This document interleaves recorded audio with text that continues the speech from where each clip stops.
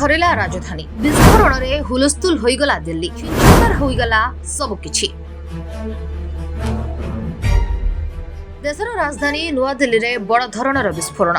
दिल्ली रे ऐतिहासिक लालकिला निकट रे शक्तिशाली विस्फोरण होइछि।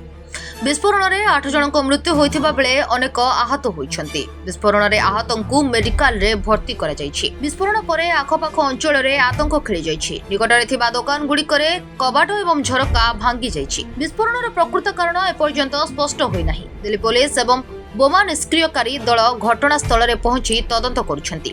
सेपटे एनएसजी और एनआईए टीम मध्य घटनास्थल रे पहुंची तदंत करुछन्ति। सुरक्षा व्यवस्था को सतर्क करा जाइछि। मेट्रो स्टेशन रो गेट नंबर 1 रे विस्फोरण घटिथिला। 10टी दमकल बाहिनी घटनास्थल रे पहुंची निया को आयत्त करिछन्ति। लालकिला मेट्रो स्टेशन निकट रे विस्फोरण परे दिल्ली रे हाई अलर्ट जारी करा जाइछि। अधिकारीक अनुसार लालकिला निकट रे छिड़ा होइथिबा एक कार रे विस्फोरण परे अनेक गाड़ी रे निया लागि जाइथिला। एथिरे 8 जनक जीवन जाइथिबा बेले अनेक लोक आहत हेबार आशंका करा जाउछि। जने अधिकारी कहिसंती जे दिल्ली अग्निशम सेवा को लालकिला मेट्रो स्टेशन निकट रे विस्फोरण होइथिबार खबर मिलिथिला। से आहुरी मध्य कहिसंती जे निकट रे पार्किंग होइथिबा जानगुडी क मध्य प्रभावित होइछि। विस्फोरण परे दिल्ली एवं मुंबई रे हाई अलर्ट जारी करा जाइछि।